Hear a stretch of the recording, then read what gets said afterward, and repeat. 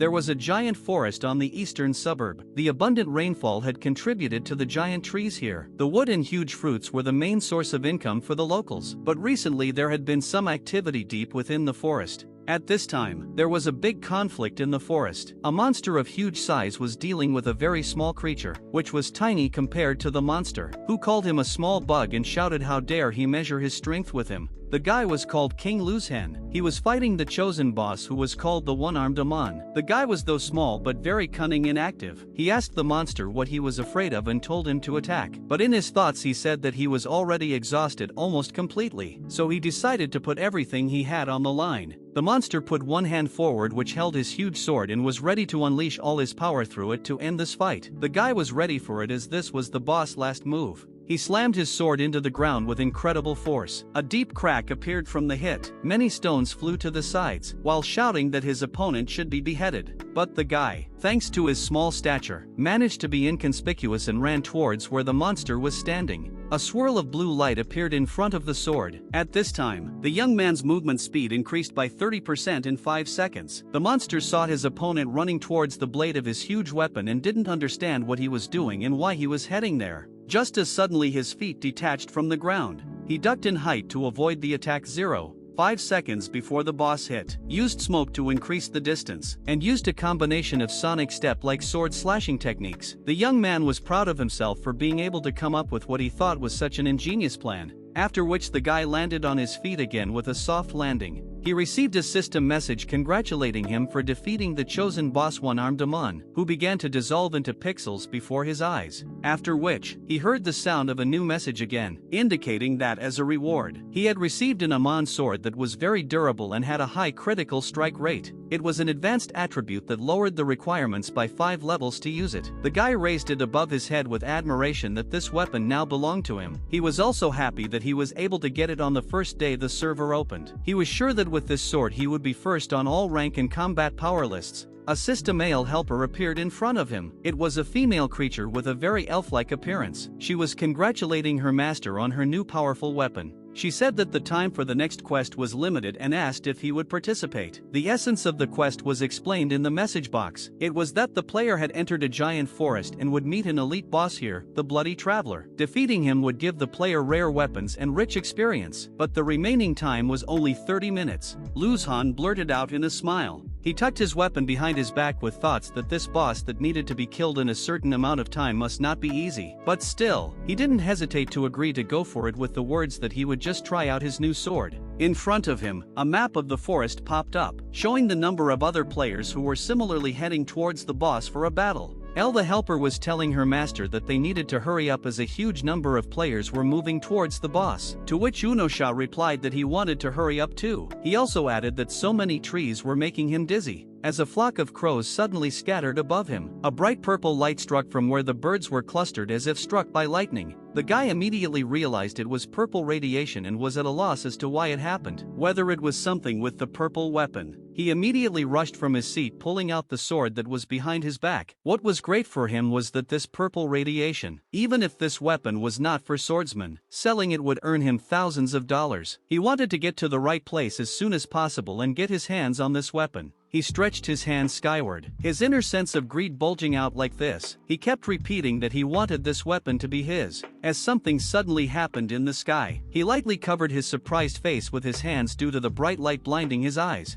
When he came to the clearing, he saw many swords stuck in the ground, a sight called a den of weapons. He greedily reached for the weapons again with the words that with this much he would surely get rich and it would all be his. He didn't even notice one of the game's monsters sitting in a tree watching him. Luzhen said with admiration in his eyes that this was the script for the real protagonist. Just as suddenly, the same unknown hero descended behind him, leaving behind him a black trail in the air. The guy immediately grabbed his throat. His essence ceased to exist in this game, dissolving into pixels. He began to panic, asking if he was dead and repeated several times that it was impossible. He looked at his newly obtained weapon, which was slowly disappearing along with it, and a skeleton in a black cloak was walking beside him, its eyes blazing with a bright red light. It was a boss named Bloody Traveler, the task with which was limited in time. A crowd of armed players ran towards the boss screaming that they had finally gotten to him, and there were 4 hours left to complete the mission. The boss stood in front of the players with two swords in his hands that glowed with a red light. In the middle of his body, only the spine that wasn't covered by the cloak was visible in the belly area. There was a look of incredible rage and power in his eyes.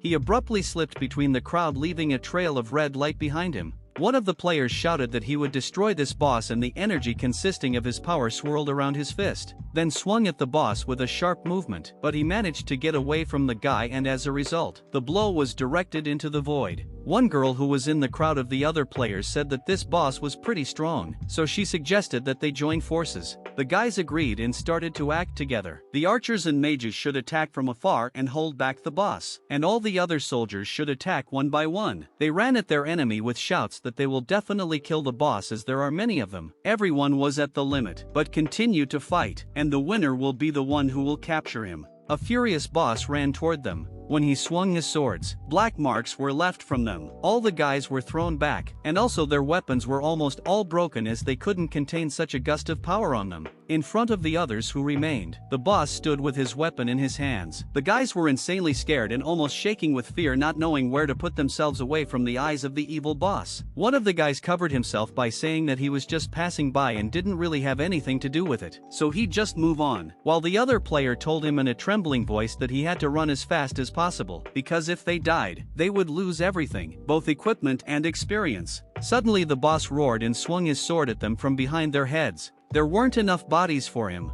Elade was telling her master not to get upset as they had a good experience and weapons waiting for them. At this time in the task, the treacherous archer began the sweep. 3 days ago, a guy named Luli stood in the office of his evil boss who said he was sadly disappointed with him. The boss told Luli that he could with his abilities acquire the company's shares and become a shareholder of their destiny company. The guy's future is limitless, but he insisted on investigating the disappearance case, thus damaging the company's interests and reputation. After all the disgruntled remarks, he said that the board of directors voted for the guy to be fired. He asked if the guy had anything to say on the occasion, but Luli said no. The guy was 26 years old, used to work as the director of game research and development of Destiny, a leading analyst and a master's degree in computer science. Luli only said that there was nothing to do but quit and headed for the exit. The boss exhaled heavily with words that he was sorry to see such a talent go to waste. He asked the girl standing next to him, who was his secretary named Wang, to find a replacement for Luli, and if she couldn't find one, to report it. They would add 20 million to Luli's salary. But it was as if the girl didn't hear him. She was immersed in her thoughts that when she came to this job, she just wanted to see Luli every day. And once Luli was gone, she could resign. She wondered what this old man wanted and why he was yelling. The boss at this time was trying to get through to the girl. The tall office where Luli worked was illuminated by the rays of the evening sun. Luli silently looked at him. A kind of dissatisfaction was written on his face, as if he never liked this job. After all, he didn't even try to hold on to it when he was fired. He looked at the picture he held in his hand. It showed 3 guys. One of them was cheerful, the second was annoyed, and the third was crying with a soft toy in his hands. One of these guys was Luli's brother. He said that he finally had a clue to his brother's disappearance.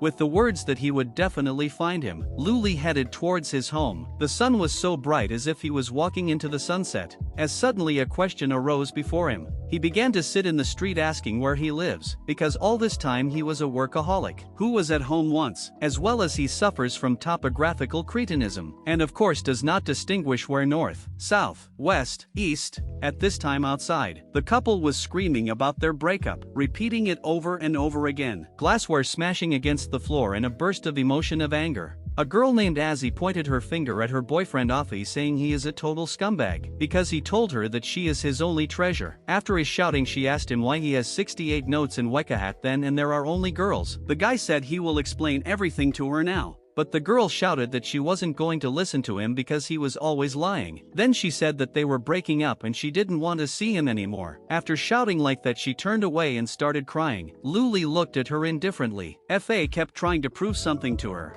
Luli rounded the corner and turned back to the pair again. Afe was shouting in Azzy's wake that everything he said was true. But still, his words didn't sound convincing and sincere, as if he was grudgingly trying to win her back. Afi fell on the road and kept shouting after her that all those girls were dear to him and each of them held a special place in his heart. As suddenly Luli approached him. Afe was his brother. Luli said that it seems he came at the wrong time. Afei immediately got to his feet and hugged his brother, saying that he was always on time. Luolu reminded him that he and his girlfriend were having problems, but Afei replied that it was fine. After all, in a couple of days things would be back to normal. Afei offered to enter his house. When Luli sat down on the couch in his brother's apartment, he was surprised by the mess he saw there. Afei, at this time as if nothing had happened, asked if he would have something to drink. Luli gently took his brother's ex-girlfriend's bra with 2 fingers and asked if he hadn't told him to watch his hygiene and told him to be more discreet with his personal life. Afei came over to him and pushed the bust somewhere aside from his hands and said that he knew it perfectly well, but Luoli replied that he still kept throwing things around. But his brother seemed to let those words pass his ears. He told Luolu that he should stay at his place for a couple days this time since he was always in a hurry to get somewhere. Luolu agreed with his thought.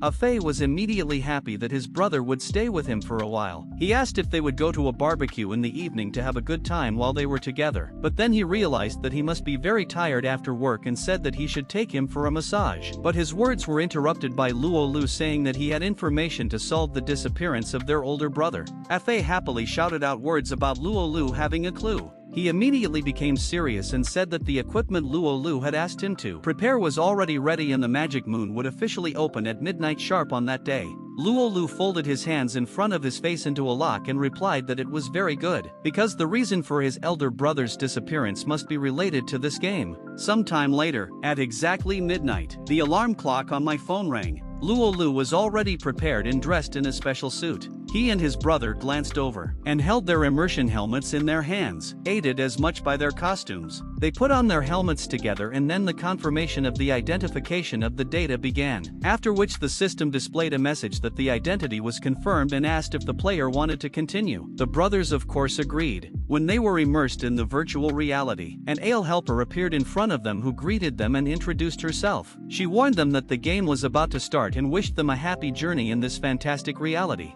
Immediately the download started. Gradually messages popped up about the progress of the download. To begin with, were connected. After that, the sensor system was connected and went vision correction, connecting scenes and setting up lighting effects. After all, the download was complete. Luolu found himself in a newcomer village in Modland. The guy stood with a confused look in the crowd of residents and surveyed the area. A system message popped up in front of him with all his personality information. His status was novice adventurer. The guy looked at his hand with thoughts that the neural connection was well optimized and the temperature and humidity in the game was very similar to real life. Suddenly he heard Afei shouting and waving for Luolu to notice him. The guy was standing with some girl. He introduced her as his new friend Amy, then suggested to team up and go through the mission together. Luolu waved them back and told them to go first. Afei queried in surprise about them having to go through first, since the tasks are the same for newcomers. Luli turned around to leave with the words that they had different paths and sent the confused brother, who didn't understand anything from his words, to improve his skills. As he headed over, his ale helper appeared above him and warned that she was near him. Luolu asked her to open the special redemption code. A window immediately popped up in front of him saying that a special redemption window had opened for him in which he had to enter the redemption code. The guy immediately started remembering the password, which was quite long. The password was correct and the operation was successful. He also had 3 unread messages asking the system to check them. They contained a game encyclopedia that said Destiny is the world's leading game company, an artificial intelligence research company. Elle the helper was confused. She asked her host what these items were, for she could not identify them. Luolu was clicking something in the system message, saying that it was a third-party program he created. The ale helper was surprised by his words, then asked him to stop using plugins or else his account would be blocked forever. Luolu said thoughtfully that these things are hidden in the base code of the game, making it impossible for the system to find them, and to find them manually would take half a year, so according to him it's impossible. He saw a message with information about an omniscience bracelet that was very durable and filled with power. Every time the quality of this equipment increased, one of the wearer's professional skills could be obtained by chance. Luolu put this bracelet on his arm and quietly called his assistant and asked her to help hide this equipment, to which she replied that this bracelet is very beautiful and asked why to cover it. Luolu explained that it is too conspicuous and he likes restraint. The next item was a collection of random achievements. Its gist was that every level 10 randomly generates an achievement task based on character events. The player can get random rewards for completing it, but the hidden attribute was unknown. Luolu realized that it looked like he had only entered the instructions for the powerful prop for this item and the rest was randomly generated by the artificial intelligence. His assistant took a look at the item in the guy's hands and said that it was a very interesting prop for her. And the third item was the most important prop. It was a letter, an invitation from the Azura. Luolu picked up the item with thoughts that in 2 years at Destiny Company, he was able to get this. During the hidden beta testing, his brother received this letter.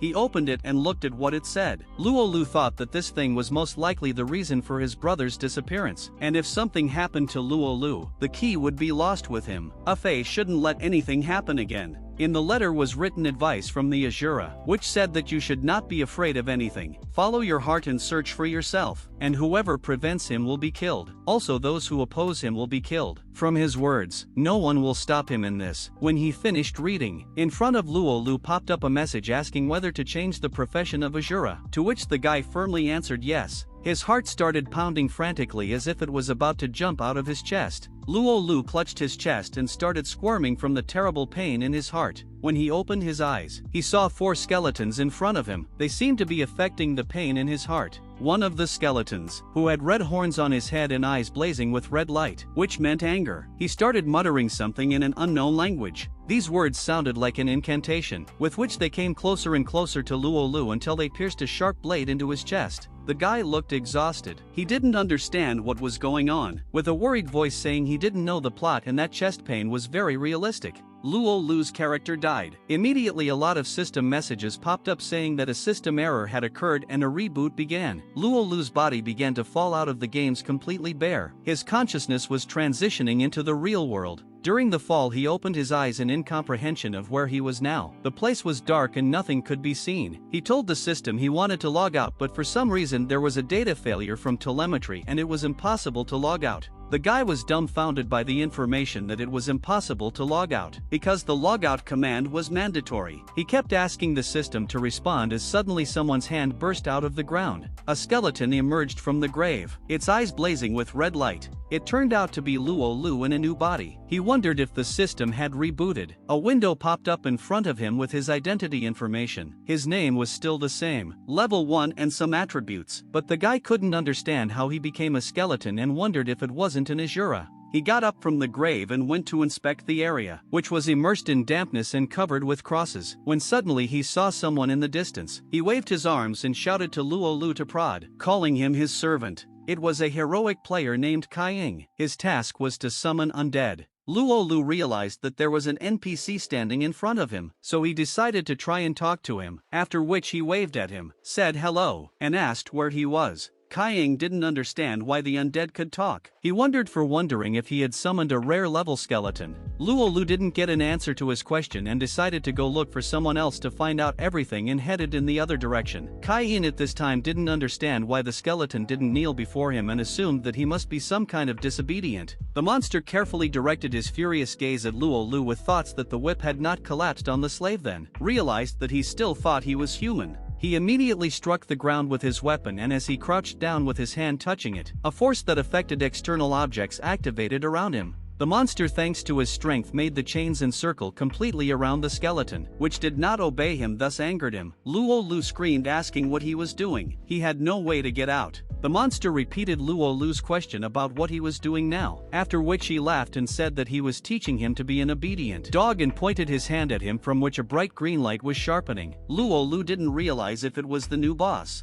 Luolu saw the monster's hand moving towards his face. Then he started yelling that he was only level 1 and didn't even have any skills. He wondered who created such a plot. Just as suddenly, the chains broke off and Luolu and his skeleton body flew far away to the side. He landed hard, hitting his head on one of the crosses, as suddenly he looked dazedly into the distance, wondering what it was. A very tall monster flashed before his eyes. Its legs were incredibly large in both muscle and height, but the taller it was, the thinner its body was, which varied greatly in size. Luolu recognized that it seemed to be coming from the Great Saru. Luolu didn't realize maybe he was wrong on the map. Wondered how he was supposed to play here, as he suddenly saw his ale helper flying towards him. She alerted her master that she was nearby and appreciated his new outfit. The guy asked her what this place was, to which SS replied that he was now in the lands of pitch darkness. It was the home of all the high-level bosses in the game Magic Moon. It was the area with the highest level of danger. Luo Lu asked in incomprehension how he could play here. Couldn't he do some task? SS said she would check now and started digging through the system messages. SS happily said that the request was successfully completed. She learned that there was a point 100 kilometers away from Luo Lu where she could complete the task, then asked the host to follow her. They were taking a hard road. Luo Lu had to climb a mountain while dragons flew above him. He asked the SS if there was no normal way, to which the assistant replied that this was the shortest way. If you go the other way, it would be 400 kilometers already.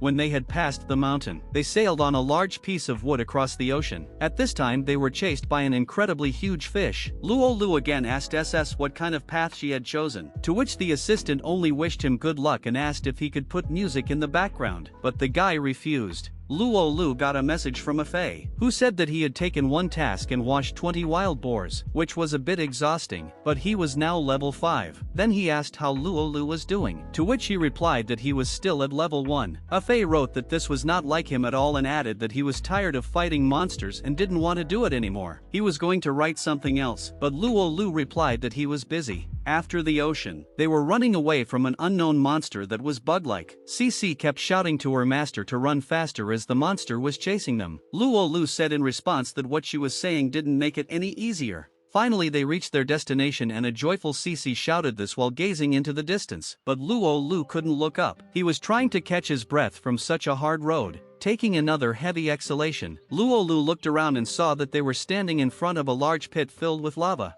Downstairs, they saw a large noisy crowd of players heading to one place. Luo Lu queried his assistant, "Do they really need to stand in all that line to get in?" SS replied that it would take about 2 hours. Looking closer, he noticed that there was an entrance but no one was going in. CC said it was an unscheduled route. Luo Lu tore down the mountain saying that he didn't care how to go to the city, just need to go inside. He said that the SS route was too tough. The assistant in flight wanted to reply something to the master, but he interrupted her and ordered her to stay out of the way. She agreed. Luo Lu ran to the entrance which was guarded by 2 huge monsters. The skeleton was like a bug compared to them. One of the monsters, which looked similar to a boar, noticed someone standing nearby and irritatedly asked what was wrong. The guy started to explain to them that he was in a hurry and urgently needed to go in. The monster replied that since he was in a hurry he could go in and added that it was much better to tell the truth. Luo Lu thanked them. The guards began to laugh loudly at the fact that Luo Lu was also thankful. When he went inside, the guards kept laughing at him.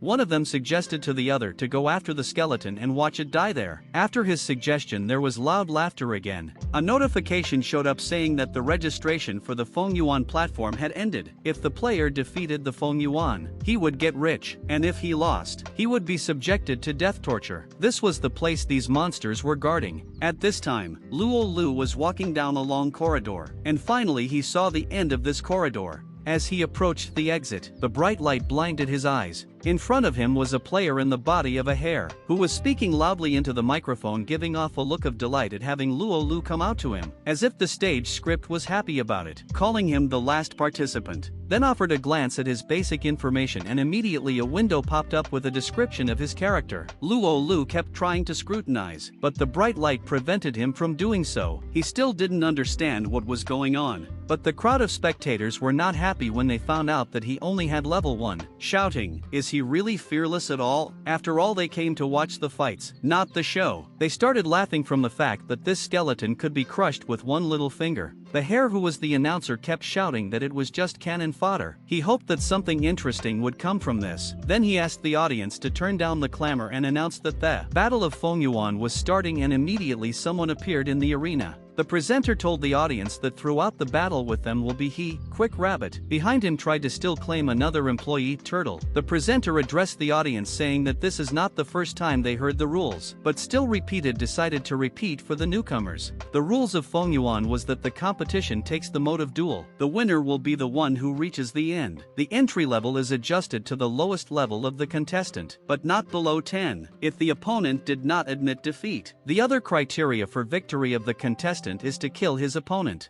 As for the reward, the winner this time will get 5,000 experience points and an epic weapon. Now it's time to start customizing everyone's levels. There was also a question for why there were only 2 skills left at level 10. This was because the Nirvana skills that Luo Lu's opponent had learned could no longer be used. He turned to the skeleton and told him not to cross him or he would break all his bones. Luo Lu was confused and didn't know what to do. He thought that he should have listened to CC and not come here, because he had made a stupid mistake. In front of the window with a congratulatory message that the player has temporarily reached level 10 and now he has a choice about which role to choose. Luo Lu was facing a choice as he suddenly remembered that when he played computer games, he was always told that he was suitable for the role of an assassin, and yet he clicked on the assassin choice. Quick Rabbit continued to keep the audience actively entertained, saying that it was very interesting whether the contestants would adapt to their new level. A staff member who was very slow due to being a turtle again wanted to add something, but the presenter interrupted him by saying that they would now hand out guns to everyone. Luo Lu got a temporary weapon, sharp daggers. He thought about trying them out, but overall they looked good. If he couldn't win, he would just admit defeat. Then there shouldn't be a problem. Quick Rabbit spoke about their highlight of this year's program, then invited the audience to give a warm welcome to the guest Dream Masters,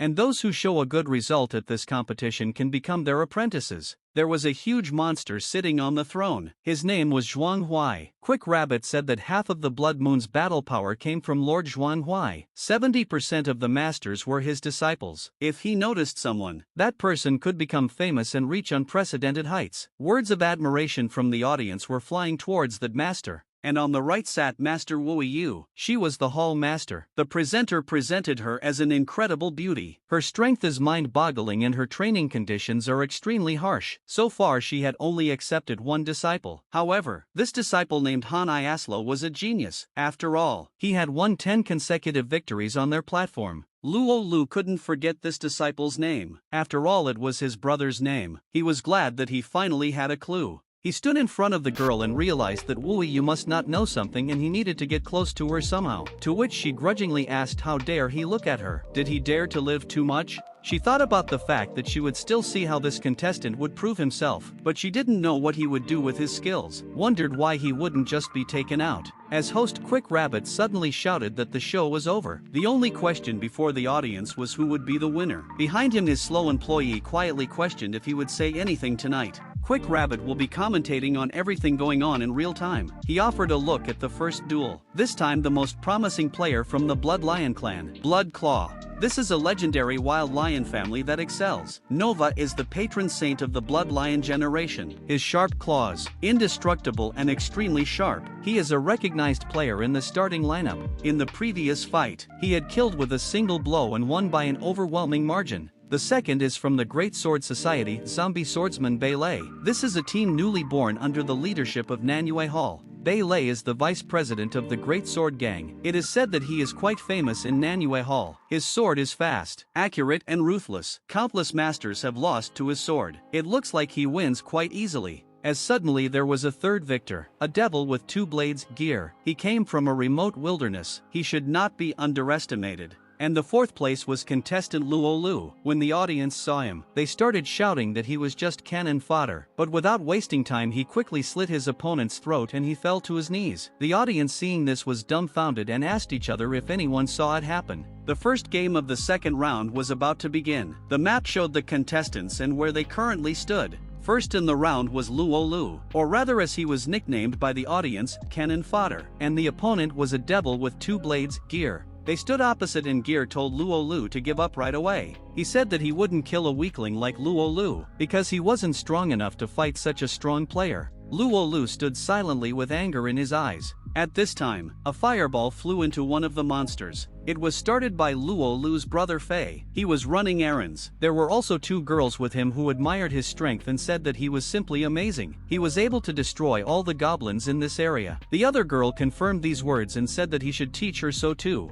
Fei laughed and said it was base and not even worth mentioning for that. He put his arm around the girl's waist each. One of them reminded him that everyone said Fei's brother. The other asked how strong he was, to which the guy replied that his brother was even stronger than him and asked the girls if they wanted to see him. They immediately agreed. The boy remembered his brother and said that when they saw him they would immediately realize how strong he was. In his thoughts he wondered how he was doing there now and if he was okay. At this time, Luo Lu was standing on the battlefield with his opponent. He did not agree to his suggestions of surrendering. Quick Rabbit was talking about how it seems their cannon fodder is very cold-blooded. It turns out he has no intention of accepting his opponent's kindness. Gear pointed one of his blades at the guy with words that Luo Lu still didn't seem to understand the whole situation. After that, he swung the blade around him, told the skeleton that he had missed his only chance to survive. But he said that Luo Lu could not worry about it, for his death would be painless. Gear ran at Luo Lu with a wild desire to destroy him while waving his weapon that emitted a bright green light. The presenter commented on this with words of admiration as his technique is so fast that it is impossible to keep track of his movements. As they suddenly saw the cannon fodder running, Gear said it was just a fluke. Gear angrily swung at the skeleton again, but Luo Lu managed to jump back, thus avoiding his opponent's blow. The opponent shouted at Luo Lu to stop wriggling around like a snake. After saying that, he stabbed his blade into the ground with all his might. Raising his gaze, he saw that Luo Lu had dodged another blow. The anchorman spoke into the microphone in amazement that the cannon fodder had again escaped the blow. No one understood how he managed it. Luo Lu looked at his opponent carefully. A red light glittered in his eyes that read anger, as if reading some information. He examined the enemy from head to toe and saw that the length of his arm is 80 centimeters. The blade of the enemy weapon is 100 centimeters. The length of the handle is 20 centimeters. In addition to the length of his arm, he also calculated that the limit length of the strike should be 200 centimeters. So you need to keep a distance of more than 200 centimeters as long as Luo Lu keeps an eye on the distance. He won't touch him, but even so, it's worth remembering throwing weapons or ranged skills. The opponent swings at a speed of 0.5 seconds. The acceleration reaches up to 160 kilometers per hour. With Luo Lu's reaction, it's not hard to avoid. And now that Luo Lu is at a safe distance, he decided that most likely Gear's next move would be an instant strike. That's what a direct strike is called, in which Gear would stop moving for a while. If Luo Lu uses this moment wisely, he could win. Gear heard some unpleasant words from the audience in his direction that he wasn't that strong since he couldn't handle the first level. They chased him away from the battlefield. He was furious. He couldn't believe that some cannon fodder was smarter. He thought he was just lucky. He'd had enough of these games and was determined to cut the skeleton in half with one blow. After these thoughts, he jumped up in height, heading towards Luo Lu with shouts and swinging his sharp blade at him. Luo Lu at this time quickly recalled all the information he needed to avoid being hit. He needed to move to the left 80 centimeters, then lean 60 centimeters. He was ready to make a critical strike. Swinging his blades, he activated his abilities. After a strong swing, the room was in a red light. It was the trace of his swing. At this time Gear was in the air and was ready to destroy his opponent, but still he was ahead of him. Gear was stunned. He didn't even realize when and how he was able to die. He was upset that he never became a lord. Luo Lu silently stepped away from his opponent's dead body.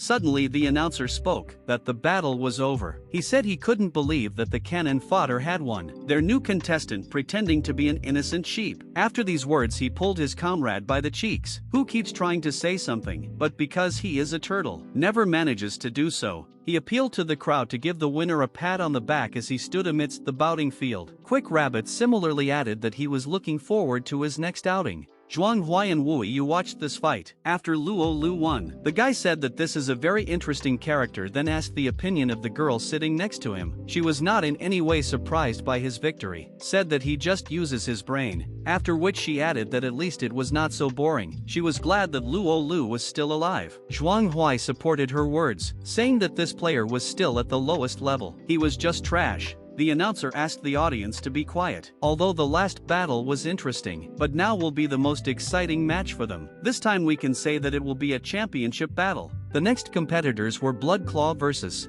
Zombie Swordsman Beilei. The participants stood across from each other. Blood Claw turned to his opponent to ask if Beilei knew that he wasn't his opponent at all. Beilei said he really wasn't as good as the Blood Claw. He then added that as long as he kept his sword in his hands he would go for broke no matter what. With those owls he swung his weapon sharply. His opponent was a bit surprised as he didn't expect him to start the fight so sharply. Beilei applied an instantaneous technique in the form of a water strike. Quick Rabbit spoke into the microphone and surprised that one of the contestants had used a combination punch. This move was at least 5 times faster than Gear's. The opponent was about to cut off the head of the Bloody Claw. Beilei told his opponent with a sly smile that this was the price he would pay haha for underestimating him. Blood Claw was startled by the fact that Beilei's strength in the form of blue mist was coming closer and closer to him. Blood Claw tore out of his seat with a shout to Beilei to remember that he was from the Blood Lion clan. Beilei didn't understand what was going on. Blood Claw tensed his entire body. He retracted his hands back slightly. Fire was sharpening from his palms. he directed all of his power at his opponent, who hung above the ground twisting in pain. The next moment his burned body fell to the floor, only his skull in place of his face. The bloody claw looked up at him with a heavy breath. He said with a smile that he thought Bailey would be a little stronger, but he turned out to be just trash. Quick Rabbit shouted words of surprise and admiration towards the Blood Claw. Bailey, who they had placed such hopes on, fell after the first strike, said that the Fengyuan champion was almost predetermined. Bloody Claw stood amidst the dueling field enjoying the admiration of the audience who shouted his name non-stop. Zhuang Hui said that this lion is not bad, its pedigree is pure and it has a good base. Wu Yu mockingly repeated his words about the bloodline. Luolu was watching the winner at this time and wondered what this had just happened. After all, he literally shattered his opponent's weapon with his teeth. Since the weapon was individualized, it was not easily destroyed. Even though the level is down to 10th, his base is well above average. Suddenly his musings were interrupted. The Blood Claw turned to Luolu and called out to him, calling him a mistake of nature. He laughed menacingly and asked Luolu if he dared to go against him. He said that he hadn't played around yet. Blood Claw stood in front of Luolu and asked if the fight he had just finished wasn't majestic, telling the skeleton not to give up and engage in a duel with him, if of course he had the courage to do so. Luolu understood that if he had analyzed everything earlier, he would have somehow been able to get out of this situation dry, after which he said to himself that it looked like he really didn't stand a chance. He looked at Wu Yu, who was on the balcony with her employee watching the fights, and said that there was only one way to get closer to her. He just needed to win. At this time he heard the words of the host who addressed him saying that he had already done well. Second place was already a good result. Wu Yu twirled a lock of her hair on her finger with thoughts that if he didn't go on stage, it would be a total disappointment. Just as mentally she asked Luolu, "He's not that boring after all," as if she expected to hear the right answer. Luolu knew that he couldn't hope to find his brother if he himself would give up at the slightest difficulty. His brothers are the only relatives he has in this world. They are more important to him than his own life. With the thoughts that no hardship would stop him, he began to climb the steps that led up to the battle arena. And very soon the fight of Luolu versus Bloody Claw will begin. Luolu stood in front of his opponent holding his two sharp blades at the ready. The Blood Claw was many times bigger than him. He laughed arrogantly, feeling the power within him. He said that lowly creatures were very stupid and it would be better for Luolu to choose something more suitable to his level. He added that he would think of him as a dessert before victory, told Luolu to use his despair, remorse to please the lion. Luolu was in no way intimidated by his death threats. He threw a sharp look at his opponent asking why he was talking so much and if he was even going to fight. Luolu abruptly burst out of his seat, but the Blood Claw didn't try to escape from the impact somehow and continued to stand still watching him. He said that Luolu's speed wasn't the same as before, saying that he was too slow. Blood Claw stretched out his hand from which fire was seeping out to destroy the enemy, but immediately a look of surprise appeared on his face after Luolu rushed past him with a fast speed.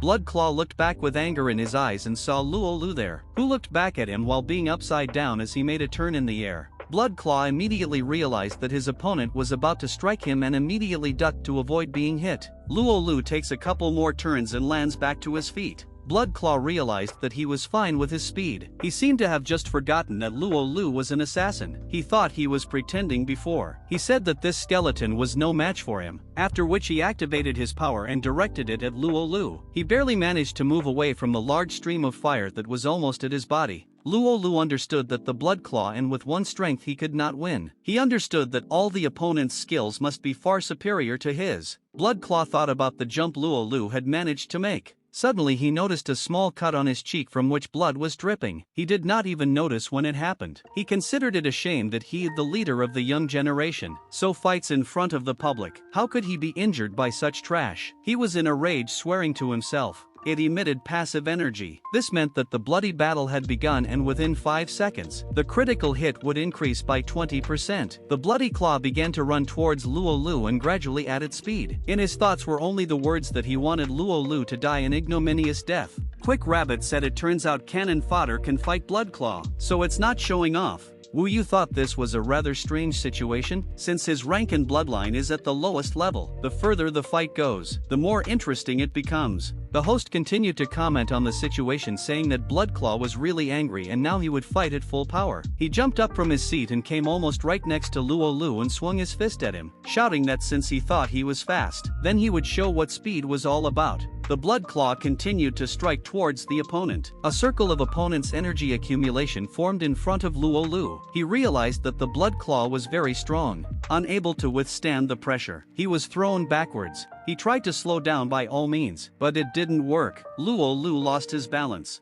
Bloodclaw shouted that he would have her look at Luolu as he escaped. After saying those words, he hovered in the air in front of the skeleton and was about to activate the claw blast. His eyes full of rage and glowing with red light, a lightning bolt formed around him. The pressure of his inner power led to this. He pointed his open palm at Luolu, shouting that he should remember that trash will always remain trash. Luolu, in trying to avoid death, said he understood everything. In his mind he said he would see what would happen next. The Bloodclaw strike is deadly, but only for the first 0.5 seconds. His body began to distort as if he was about to use the backstab skill, which required teleporting to the rear of the enemy to suddenly attack. Bloodclaw swung at the spot where Luolu was standing, but when the blow was struck, he saw that there was no one there. Luolu was behind him and already had his sword ready to stick it into his opponent. Luolu hovered in this position. He couldn't turn around until the activation of the technique was over. Bloodclaw smiled slyly, showing his sharp fangs, saying that for Luolu's level, it was quite not a bad move, but it was all useless. He immediately shouted in a voice that was not his own. It was an opportunity to let out maximum power. The whole surroundings filled with yellow light. It was the Lion Rage technique activated.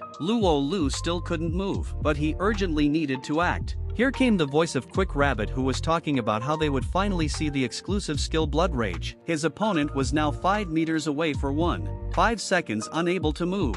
Xuanhui looked thoughtfully at what was happening with the words that the Bloodclaw was so young and had such a skill. He said that he needed it. Wu Yu replied that he was taking so much on himself, adding that he would die of greed. The guy laughed at her words and said that she would not take on any students anyway. The girl remained silent, but mentally said to herself that she was still interested in someone. Bloodclaw shouted with all his might while swinging at his opponent, saying that it was absolute strength and ordering Luolu to surrender. But he didn't even think about it. Then the Bloodclaw tore towards Luolu. Luolu tried to escape from the spot, as suddenly his bones in his leg fractured at the knee. The skeleton lost his balance without one leg and arm. Quick Rabbit commented that their poor player called cannon fodder. The Bloodclaw had torn off an arm and leg when his only strength was speed, but they would yet see if cannon fodder decided to surrender or if he decided to die. Bloody Claw looked at him with pleasure. He said it looks better from this angle, but there was no need to give up. Luolu asked what he was talking about. He explained that even if the competition ended, he still wouldn't let him go. He said he would play with him until the skeleton died.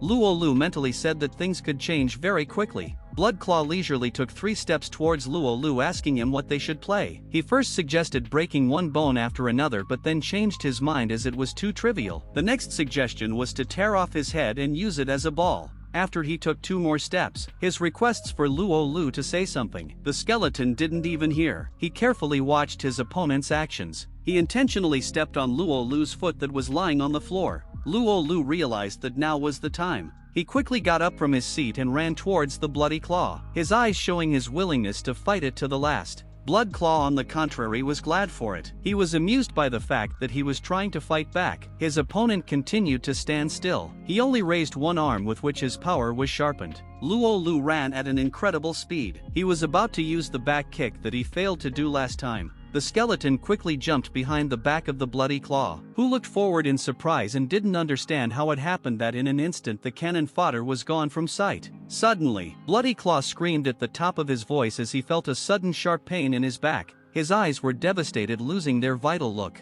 After shouting loudly, he fell to the floor with a clatter, Luolu standing beside him without some of his limbs. Woyuayu was stunned by what she saw, with the same surprised expression on his face. Zhuanghui was also sitting there. There was a sepulchral silence in the arena. Quick Rabbit didn't know what to say. He only tipped a couple words but never finished the sentence. His fellow turtle was wiping his glasses to make sure he was seeing the right picture and he wasn't imagining it. As Turtle suddenly shouted into the microphone that this was just great, saying that he hadn't seen such a great killer match in a long time, then added that now an enraged Turtle would present them with an analysis of everything they had seen. He began to say that this match was completely designed by Cannon Fodder. Luo Lu showed his advantage from the beginning when the weakest hurt the strongest, infuriating the Blood Claw to become unbalanced from the start, then constantly showing his weakness. He forced the Blood Claw to use his last trump card, and the best part was that his arm and leg hadn't been torn off by a bloody claw. He'd cut them off himself. And finally, in a desperate situation when everyone thought he was doomed to die, he used the skeleton technique, as the torn-off bones were still connected to the spirit for a while. At the end of the battle, the result was that the weak defeated the strong.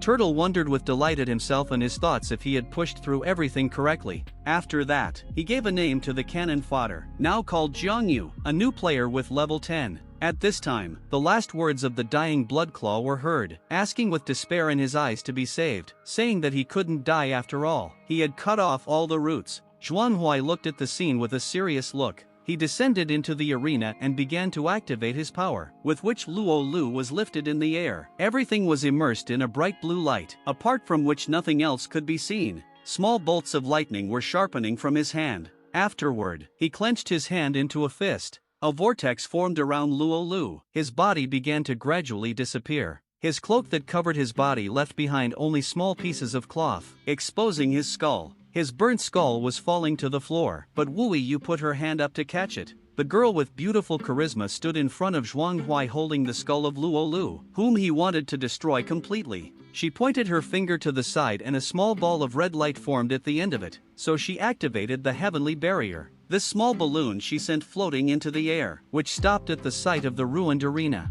Suddenly, an enraged Zhuanghuai shouted, "Who asked Wu Yu? Does she really want to kill him?" Calling her a crazy woman. He asked for an explanation right now, because things are not that simple here. He shouted her name again, but it was as if the girl didn't hear him. She was busy gradually creating a new body for Luo Lu using his almost burnt skull. She gently touched Luo Lu's forehead lightly with her index finger, after which she said that he was her property from then on. After a short while, Luo Lu's body was fully recovered. He stood on one knee in front of the girl with his head bowed. Wu Yu channeled energy into him as the finishing touches with words that would help him recover fully. Luo Lu looked at his hands with thoughts that his bones had not only recovered, but were stronger than before. The girl turned towards the presenters and asked where the rabbit was with a smile. She said if he didn't announce the results, she'd give the two of them and the turtle a smack too. They immediately shouted in panic on the spot. Quick Rabbit was forcing the turtle to announce what Wu Yu was asking since he was afraid to do it himself. He immediately started to say that the persecuted hero dared to swallow the sun and they witnessed a new rising star. He welcomed the guy as a new player named Zhang Yu. He became the champion of the Feng Yuan competition. His level rose to 15, and the reward for victory was calculated in plus 5,000 experience points, as well as studied a new skill, Dark Step. Dexterity increased by 20%.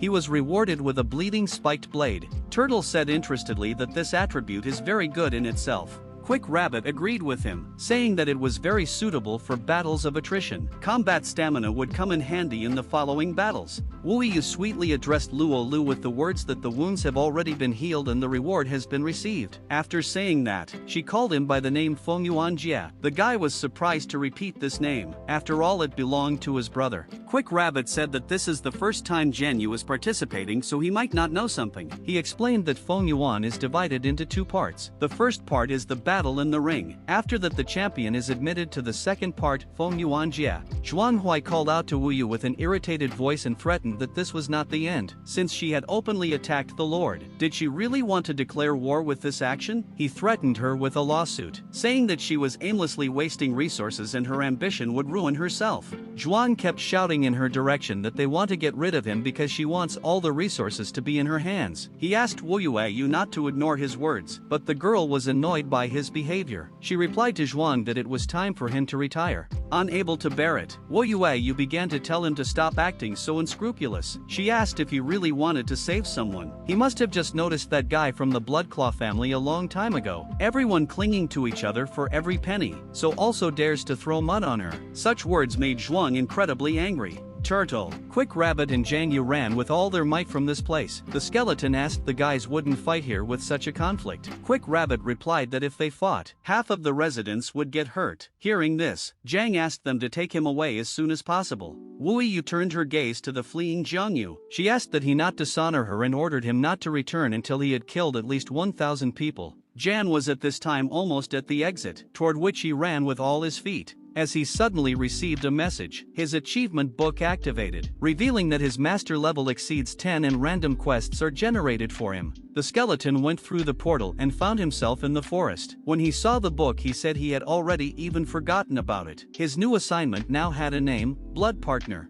As he was walking through the woods, he happened to come across a gang of bald men with knives who were examining stolen items. Suddenly, he received another message from the omniscient bracelet that a character level increase and skill improvement had been detected. Every time a character increases his level by 10, the quality of attributes will also improve. Skills will be randomized. Every time the equipment is upgraded, a new skill can be acquired. Suddenly the gang began to approach him to do to him what they had done to the others. All of a sudden, Jan gained a new skill: Cover on the Hunt. He now had access to lightning fast 4 swift strikes. This activation helped in quickly disposing of the 4 bald bandits he had scattered in all directions. The damage from his strike increases depending on the number of attacks as long as the player reduces the opponent's blood volume and then uses this trick again. Now he has a new hunt. He struck all the gang members with a swift movement. From this he gained experience and was credited with kills. At this point he thought about the fact that it was theoretically possible to create a perpetual motion machine. That's when his ale helper appeared. Jan asked if other players could also see his location, to which she replied yes. The system would broadcast his location in real time to all players in the north. After that, he stood up with his arms spread out to the sides. Fire was coming from his body, and a wall of dust formed behind him. He said that it would even be easier this way. His gaze was as cold and aggressive as possible. He began to easily get rid of players that came his way. After the fight, he sat down in a tree to catch his breath. He said that he had almost dealt with everyone in the area and the players were starting to get to him less and less often. He looked at the huge number of swords stuck in the ground. He said that unfortunately there was no way to check the equipment. Just as suddenly he saw a guy downstairs, reaching for the guns with greedy eyes and saying that he had finally gotten rich and now it was all his. He got to his feet on a big tree branch, heard the guy with the cheery voice saying it was the perfect scenario for a hero. After that he got down to the ground and stood behind the guy. The stranger suddenly noticed that there was something black around him that looked like a fog or a trail of something. But the guy did not have time to react as he realized that this player cut him. He immediately began to panic with questions about how it could happen. He is the strongest hero and most likely something wrong with the system. He could not accept his defeat. But the skeleton, without paying attention to him, went forward between weapons. There was a crowd of players running towards the skeleton, eager to get it as they thought it was a new boss in the game. But all their attempts were in vain. Jay was able to defeat them with ease using his strengths. He already had 444 kills, but that was still too few. But then he remembered that guy's conversations and said that the chatterer reminded him of someone. He texted his brother Afei the coordinates of his location and texted him to come as soon as possible. His brother texted him a few more messages guessing what was waiting for him.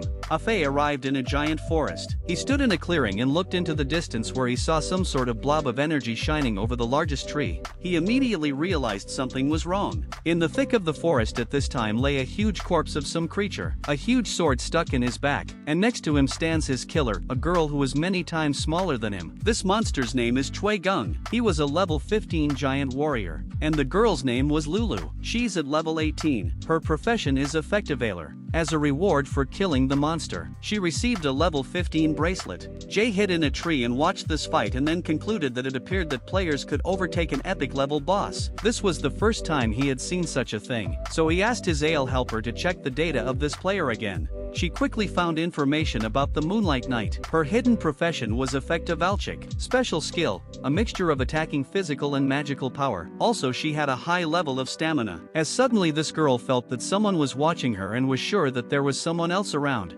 Suddenly she heard someone talking to her. Turning her head, she saw that 3 guys with defects in their appearance were heading towards her. One of them, who was in front, asked with a sly smile why she was so dressed up. They came closer and closer to her and along the way asked if she would let them take a closer look at her costume. The girl immediately questioned them that they probably wanted to eat her. One of these creatures started to deny. He said they just wanted to be friends, then asked if she could lend them her gear for 2 days. He promised he would pay her back, and if she didn't believe him she could add him on WeChat. Jay was watching all of this. It was a funny sight to him. The girl at this time agreed to a deal with the players about her weapons. She said he could have one, but only if he could make it. The main player of their trio replied that she didn't seem to intend to give it up willingly, so his brothers would handle it. After saying that, the two of them stepped forward with a threatening look. The girl immediately started pulling out a sword whose blade was glowing with a blue light. Just by waving her sword, her opponents immediately flew high. Lalu used a star strike. The head of their trio, after seeing his brothers start getting hit in the first few seconds, realized it wasn't that easy to do.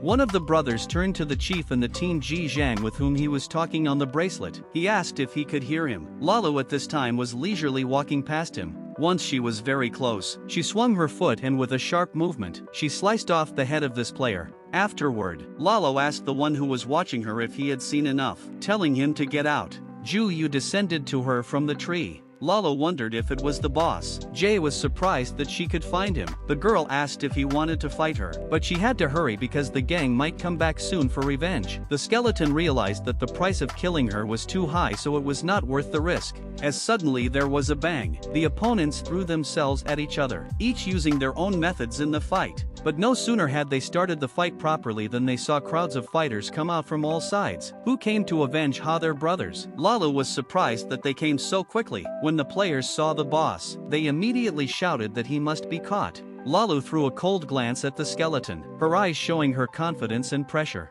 Jay caught her gaze on him. It was as if they had silently agreed between them on the next steps in which to work together. After a brief pause, they tore off in different directions, each getting a crowd of opponents. Jay was incredibly fast as always. He jumped over the team before they could even see it. Everyone looked up wondering if it was the boss that had just flown past them. One of them told the others to leave him alone as they had come to avenge their brothers. That's when the guys from the Crusade team showed up. They saw Lola and realized that she wasn't a bad fighter. After that, they shouted an offer to her for teaming up with them. They introduced themselves as a professional team. Ji Zhang heard this and shouted for them not to let this crap escape. The Crusade boss yelled back that she had run off that way and that it was urgent to catch up with her. The two sides immediately ran at each other with shouts and drawn weapons. After that, there was a powerful clash. One of the guys from the team was holding his head and barely said that he had to run north and catch her. At the same time, two members of the two teams were figuring out who would go catch her, but neither of them gave a pass as everyone stood on their own. Others were yelling because someone had stepped on someone's feet. In response, he heard the saying that a good dog wouldn't mess around. At this time, Jay was running somewhere at a fast speed. Lalu was running towards him. They were about to collide. But from the two teams, only one noticed it. He shouted with consternation on his face that those two were back. Jay crashed into one of the teams, scattering all the competitors to the sides. Lalu did the same. There was an argument in the team. A player from one mob threatened the other with a fireball, but they were both scared and clearly not brave enough for battle. One of the players launched an arrow. It hit one huge member of the battle, who turned around with a furious look to see who had done it. And then there was an explosion. A second explosion, one after another. The players were in thick smoke trying to come to their senses. One of them asked if they had killed Lola, to which the guy replied that he would rather die himself. Their comrades saw the blood and realized that they were on the cusp of death. They were almost killed by a group attack. Jay's gaze was cold, his eyes looking piercing and threatening as suddenly there were shouts from the players. They were asking if the boss had unlimited skills, but Jay was only getting points for more kills. After the battle, he stood across from Lulu, the thick smoke from the battles enveloping everything around him. Suddenly they ran at each other for battle, after which the two sides immediately clashed. Jay was once again credited +1 man to the task, and it was the last man. His task was fully completed. He killed 1,000 people. After a while, a girl in a wheelchair watched the sea from her huge windows, with her assistant, an elderly woman, standing nearby. It was Lalu, who after the battle was. She was admiring the beautiful view from the window and holding some kind of helmet on her lap. The woman informed the girl that her grandfather and his wife had invited her to eat, to which the girl replied that they should eat without her as she was not hungry. After admiring the sea, she sat down at the table and started writing a letter with her helmet next to her. Her pet cat was also with her. Luolu received a message that he had successfully completed the mission of killing 1,000 people, for which he received a random reward of divine earrings. Divine earrings are mythic props. Thanks to them, the wearer can change themselves, such as a new appearance, a passive talent, knowledge of another language.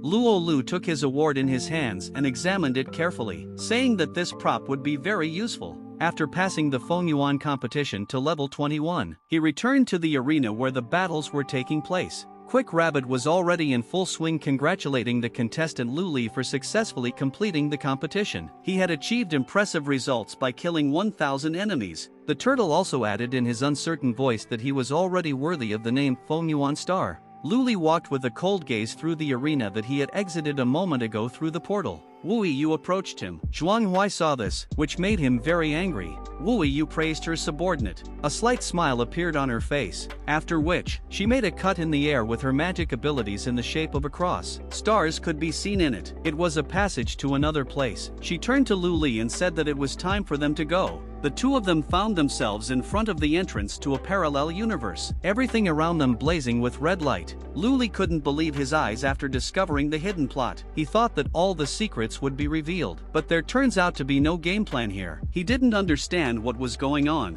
Wu Yu turned to ask him if he knew why the blood claw, while at the same level, still remained strong. Lu Li assumed that it was because of genetics, and his thoughts turned out to be correct. Like equipment, players have different qualities. This difference lies in the origin. However, Lu Li's pedigree turned out to be too low. Lu Li asked her if she brought him here to improve his background. Wu Yu replied that he was correct. This is one of her secret worlds, the secret blood lake. After that, she said enough talking, pointed her finger forward and asked him to pick the spot he liked best and we could get started. She looked at him with the words that now it all depended on his luck. At this time, in the Blood Moon city called Beiyuten, wine glasses flew to the floor in the room, shark shards flew apart, and red wine stained the floor. In the chair sat an enraged Zhuang who shouted to Wu Yueyu that they weren't done yet. His subordinate approached him asking him to calm down, but what made Zhuang angry was that if it wasn't for the Wild Lion clan, he wouldn't be so embarrassed in front of this lousy guy. With these words, he pounded his fist on the side of the chair he was sitting on. The old man who was his assistant reassured him that it wasn't really that bad. The Lion clan intended to make friends. He said that one had to realize that anyone was willing to stand up for their disciple. So Wu Yu did just that. Zhuang replied that he was still maddened by it. The assistant wanted to say something to him but wasn't sure of the accuracy of his words, but Zhuang roughly ordered him to speak. The old man said that at first glance, there was no way they could oppose Wu Yu. However, they could influence her. The old man approached his master and began to whisper something in his ear. Zhuang approved of his plan, saying that's exactly what they would do. At this time, Wu Yu and Luo Li were in her secret world. Luo Lu was doing the task that Wu Yu gave him. She was watching the skeleton. She was surprised by its absorption speed. The more the girl watched him, the more she realized he had high potential. Suddenly she heard someone calling her name. Turning her head, she saw a large army in armor, and in front stood a guy with a death guard Chera nicknamed Sana. She told the girl he had orders to pick her up and bring her to the main city immediately. Wu Yu asked if he couldn't see that she was busy. She said she would go when she was free. The boy showed her the document of the Lord's order. Said that once such an order is given, the recipient must immediately report. Otherwise, execution. Wu Yu unhappily exhaled.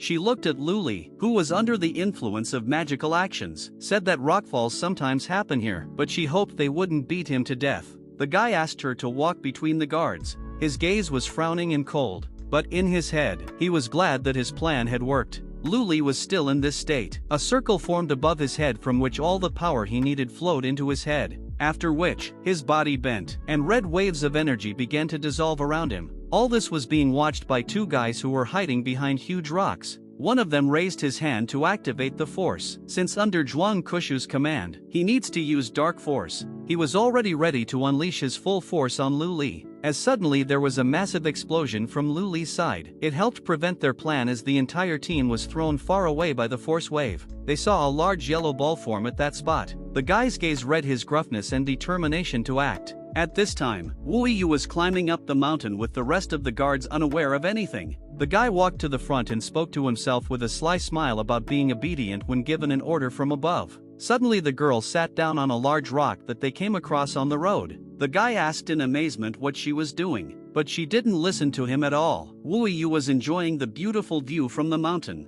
The enemies were intent on destroying Luo Lu, who was inside a large ball. The guys ran towards him swinging their swords. He struck the middle of the ball with his sword, slicing it in half. The boys fell silent as they waited for the next action. The ball began to spin violently in place. As he turned into water, Luo Lu emerged from it. He looked different now. His appearance had changed to a more intimidating look. You could definitely tell that he had become much stronger. The boys stood in bewilderment. They didn't realize if they had gotten what they wanted to do, but they were shouted to by the others that it was time to stop talking. They immediately ran forward to Luo Lu to destroy him. Luo Lu examined his new appearance. He was now a human instead of a skeleton. His hair was white in color and beautiful looking. The guys were amazed by the new Luo Lu, as they didn't expect such a result. When they got near the guy, they shouted that they had to be careful, but before they could prove that word to the end, they lost their heads. The chief of the enemy team didn't understand how it was possible that his subordinates didn't even have time to strike Luo Lu before immediately losing their lives.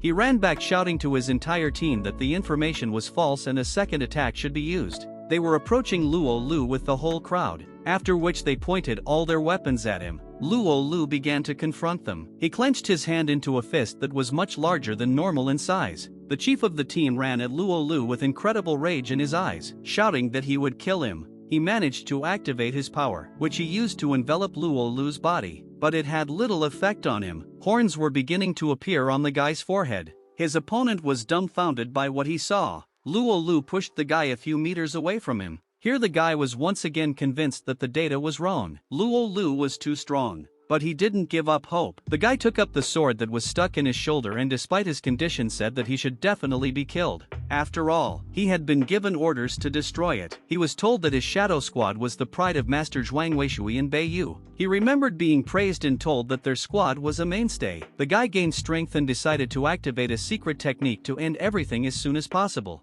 They grouped up with the rest of the team. The guy addressed them saying that they needed to complete the task at all costs. The others crouched down and directed their power at their ringleader, who stepped forward confidently, their power acting as a defense for him. His gaze was insistent and confident, like a fire burning in his eyes. Luo Lu's gaze was as relaxed as possible. He looked at the guy walking towards him who was full of persistence.